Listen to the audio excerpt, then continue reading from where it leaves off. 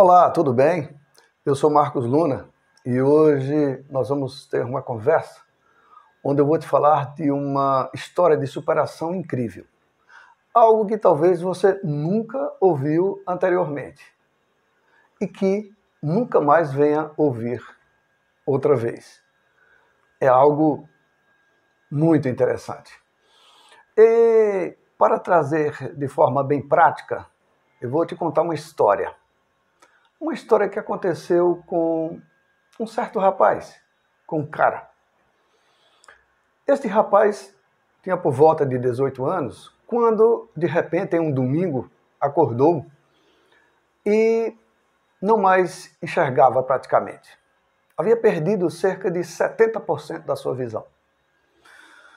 E, vendo tudo nublado, logo se veio o desespero, todo um conjunto de sentimentos, de dúvidas, de medo, enfim. Procurou um médico, um oftalmologista, e uma semana depois tinha um diagnóstico trágico. Era portador de retinose pigmentar e ainda mais grave, associada a uma uveíte congênita. E junto com o diagnóstico a informação, olha, a retinose pigmentar conduz à cegueira. Você deve, no máximo aos 22 anos, ter perdido completamente a visão. Bom, e aí esse jovem, diante desse choque, diante dessa notícia que lhe desmontou completamente do ponto de vista emocional, mas tomou fôlego e ainda disse, bom, vamos iniciar algum tratamento. Existe? Iniciou um tratamento. Por sinal, muito dolorido, porque era composto de, dentre outras condutas, injeções nos olhos. Imagina, injeção já não é bom. Imagina nos olhos. E foram muitas, foram 28, 14 em cada olho. Muito bem. Passado algum tempo, esse jovem foi informado de que nada mais poderia ser feito para recuperar sua visão, pois todas as condutas, todas as alternativas que a medicina na época oferecia neste ambiente, em Recife, não mais tinha surtido efeito. E aí, novamente, ele perguntou, e daí? Qual o próximo passo? Onde eu posso buscar uma solução para o meu problema? E aí, foi encaminhado para um centro oftalmológico em Belo Horizonte. Lembrando que a época, para vocês que são jovens há menos tempo, mas aqueles que são jovens há mais tempo vão entender, isso por volta de 79, praticamente não existia plano de saúde. Os recursos também eram limitados. As companhias aéreas também eram limitadas. E esse jovem que dispunha de alguns recursos já tinha gastado uma parte, investido na sua tentativa de recuperação da visão. E aí se desfez mais alguns pertences e viajou a Belo Horizonte. Lá passou um tempo, se submeteu a um conjunto de tratamentos com os mais modernos recursos que o centro oftalmológico dispunha, com toda a atenção.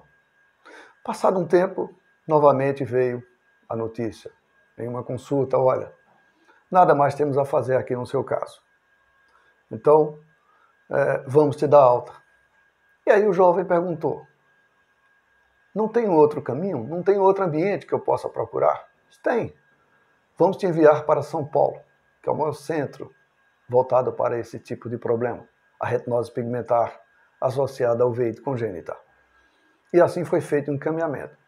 Esse jovem, já com poucos ou nenhum recurso, retornou a Recife, se desfez dos últimos pertences que dispunha e, disposto a investir tudo na recuperação da sua visão, porque era o seu maior patrimônio, viajou a São Paulo.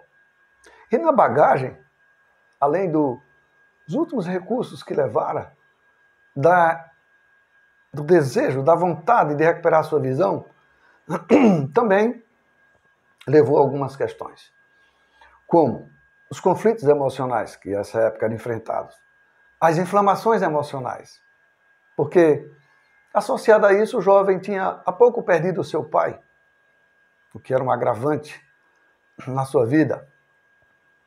Esse jovem também estava perdendo os cabelos, e era uma grande preocupação na época, pois se hoje tem grande relevância ter cabelos bonitos, né, como talvez os seus, espero que sim, esse jovem tinha essa outra preocupação.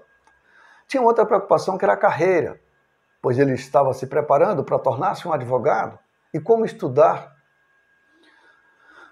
E outras dificuldades, como enxergar mesmo, ver as coisas, como ler, como chegar aos lugares, como construir um futuro. Então veja que a bagagem era bem intensa. Mas o jovem disposto, matuto, nasceu no mato, legítimo, no interior de Pernambuco, corajoso, bravo, caba, macho da peste, foi em frente. E desembarcou em São Paulo, foi atendido, muito bem atendido. E durante um bom tempo se submeteu a uma nova série de exames, consultas, tratamentos, idas e vindas. Isso era diário. Mudava de lugares, de hospital, enfim.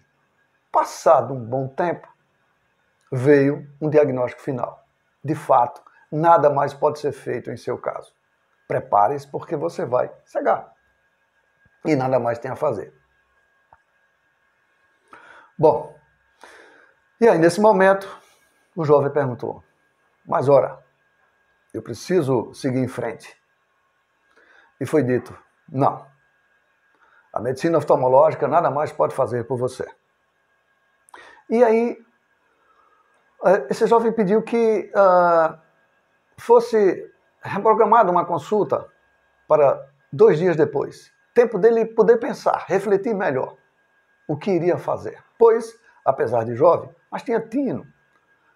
Aprendeu a pensar, havia aprendido a discernir, mas era necessário um tempo de maduração, um tempo de ruminação dessa notícia. 2 dias depois, voltado ao consultório, já tinha tomado a decisão. Vamos trabalhar a recuperação da minha visão, doutor. Eu vou seguir estudando, eu vou seguir conhecendo minha doença, meu problema de visão, porque eu lembrei de um ditado que o meu pai me dizia, que nós costumamos nos perder normalmente no caminho de ida, nunca no caminho de volta. E os meus olhos se perderam no caminho de volta, pois não nasci retinopata, não nasci com essa uveíte congênita. Ela se desenvolveu depois. Então, portanto, eu não sou um doente, estou um doente. Me perdi no caminho de ida. Vamos fazer o caminho de volta. E aí pediu ao médico que recomendasse um profissional que pudesse lhe assistir a Recife, terra de onde partiu, para onde iria voltar. E aí o médico de pronto fez, recomendou um profissional. Bom, e lá vem o jovem de volta, trazendo na bagagem quase nenhum recurso, ou quase zero mesmo, porque tudo já havia sido investido, todo o seu patrimônio já havia sido dilapidado. Mas trazia uma força interna, pois havia descoberto que o caminho de volta era mais simples, não mais fácil, mas era mais simples de fazê-lo.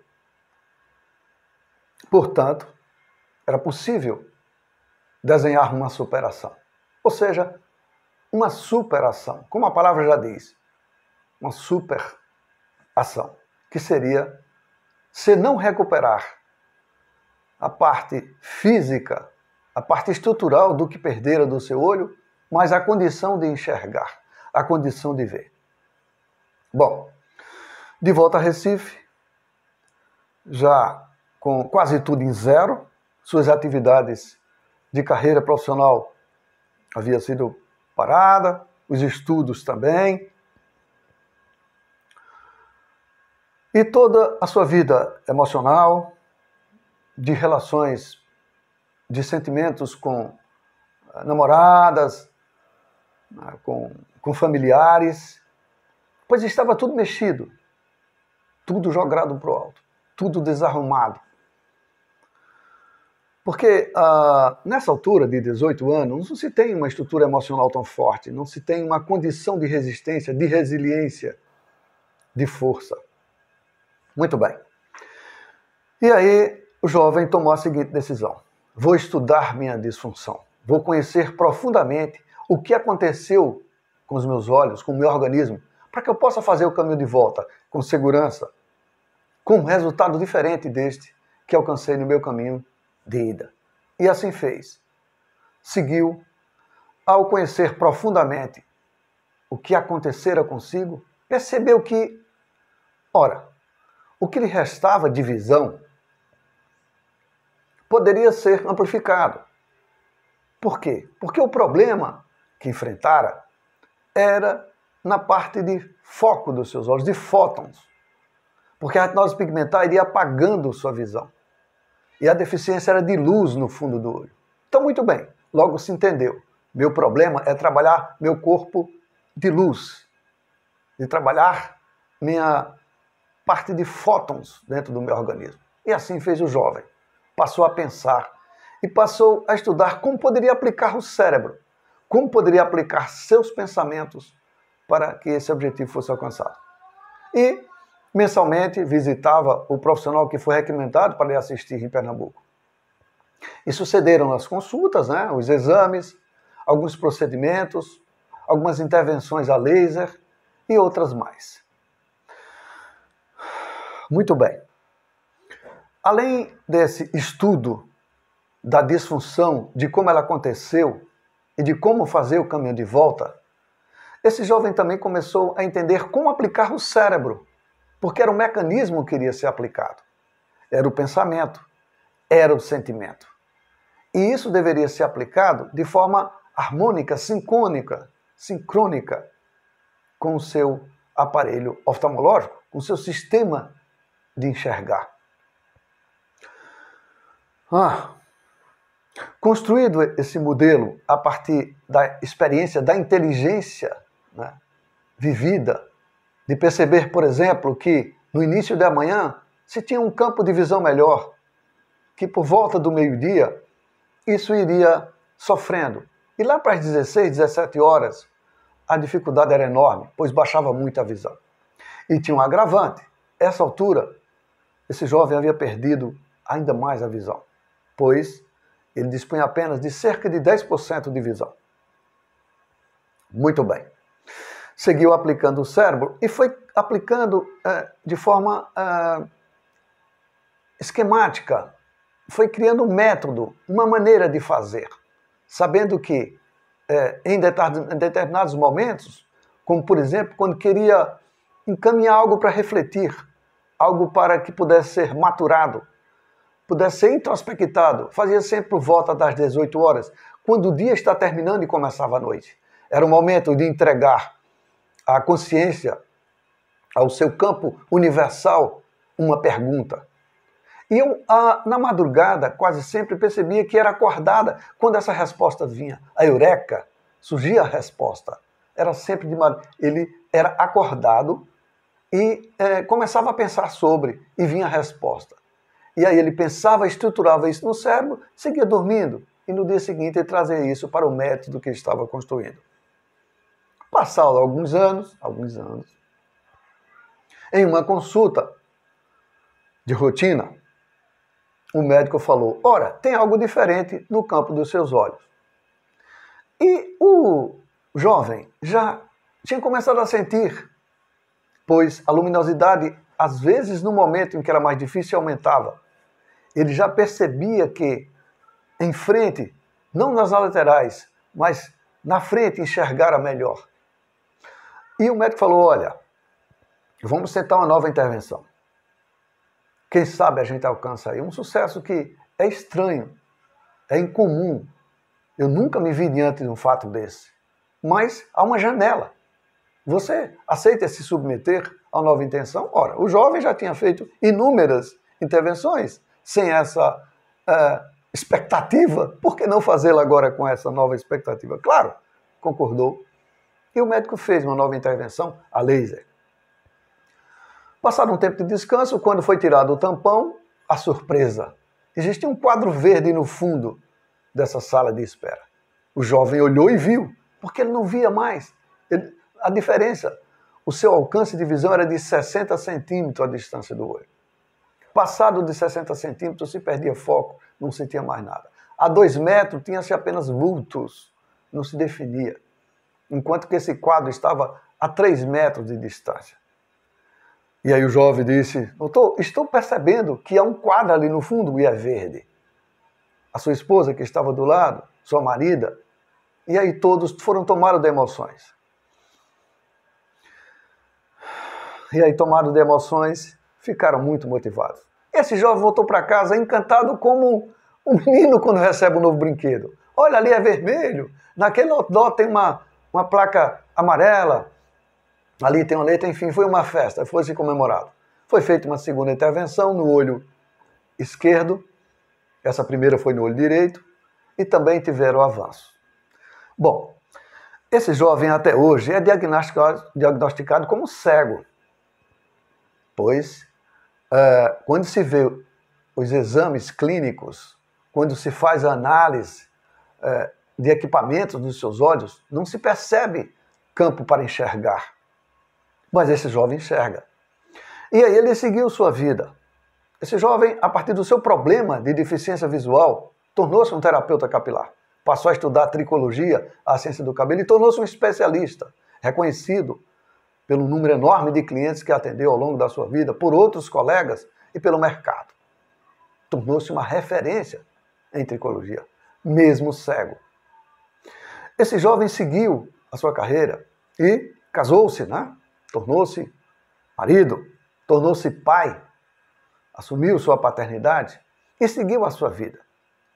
É evidente que as barreiras foram enormes, os desafios, porque um pouco mais à frente, esse jovem sofreu um novo acidente, dessa vez na perna.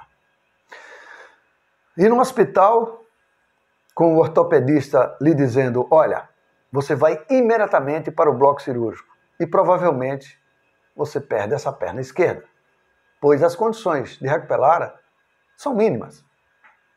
E aí ele lembrou do método, da maneira como ele tinha aplicado a sua capacidade para superar o problema de visão. E disse, doutor, me deixe por 1 hora pelo menos, antes de me levar para o bloco cirúrgico, para que eu possa refletir, para que eu possa aplicar um recurso que eu apliquei para superar um problema de grandeza ainda maior. É possível? O médico falou, sim, estão combinados, vou te dar 2 horas. E aí, por volta de 2 horas depois, voltou, a equipe me levou para o bloco cirúrgico. O jovem lá no bloco cirúrgico falou para a equipe, olhando para o médico, doutor, equipe, vocês não estão diante de um paciente comum, estão diante de um paciente acostumado com superação, a fazer o impossível, porque ele já fez o impossível. Então, conhece o caminho para fazer, de ida e de volta. Já me apliquei, através dos caminhos que tenho metais, para que minha perna seja recuperada. Aplique-se 100%, pensando que estão diante de um paciente guerreiro, que o seu botão iluminado, que o seu corpo energético, que a sua força está voltada para ter a perna e não para perder a perna. Mas, doutor, também entendo as suas limitações. Caso seja necessário, pode amputar a perna, pois já vou arrumar negócio para os sapatos que não mais vou precisar.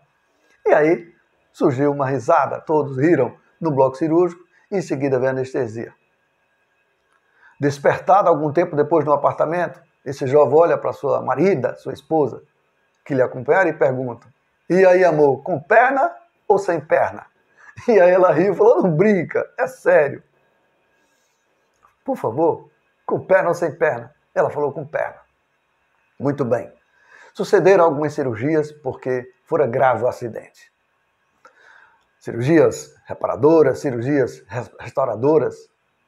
Perdeu-se parte dos movimentos.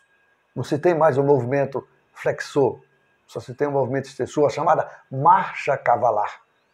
Claro que esteticamente a perna não servia mais para ser o Pelé que talvez desejasse, ou para desfilar nas passarelas das elegâncias. Mas a perna foi restaurada. E mais uma vez, funcionou o método e funcionou bem. Essas foram apenas duas das superações ou superações que esse jovem passou. Bom, aí depois disso veio a ideia, ora, se de forma quase que empírica fui capaz de desenvolver um método e de superar obstáculos tidos como impossíveis, por que não dividir isso com as pessoas? Por que não levar isso para outras pessoas que também estão acometidas de problemas de saúde, ou problema de ordem financeira, problema de ordem profissional, ou problema de ordem pessoal, problema de ordem emocional, as inflamações emocionais, e acha que não é capaz de superar? Vou compartilhar. E aí, o jovem formatou isso em torno de um método que denominou de gestão mental objetiva, ou para sintetizar, GMO. E aí, vai compartilhar esse método com todos vocês que estão assistindo e todos os outros que irão se beneficiar a partir desse caminho que foi validado, certificado, metrificado, extraindo daí as dores e os sofrimentos, os atalhos, os buracos, os pontos cegos que uma história dessa pode ter. Muito bem. Aí está um breve depoimento de uma história viva de superação e que você vai ter a oportunidade de implementar também na sua vida. E agora você pode estar me perguntando, Marcos, e esse jovem, você o conhece? Conheço. Convivo com ele há 57 anos. Deixa eu te falar. Esse cara sou eu. Bom, agora a emoção já está no topo e vamos encerrar esse vídeo e teremos um encontro no próximo momento. Mas antes de encerrar, deixa eu te dizer que eu vou deixar na descrição desse vídeo um link para você poder fazer uma aplicação, para você poder me convidar para lhe ouvir, para lhe consultar. Só que de forma, você agora me ouviu, dedicou o seu tempo para me ouvir. Eu vou dedicar meu tempo para te ouvir e entender a melhor maneira de poder te ajudar aplicando o método gestão mental objetiva. Combinados? Então você vai lá na descrição do vídeo, clica no link e agenda teu momento para podermos conversar. Te agradeço a atenção de estarmos até aqui. Espero revê-la até breve. Se inscreve no canal e aciona aquele sininho, né, para você ser notificado dos novos vídeos que virão. Combinados? Até breve. Um afetuoso abraço.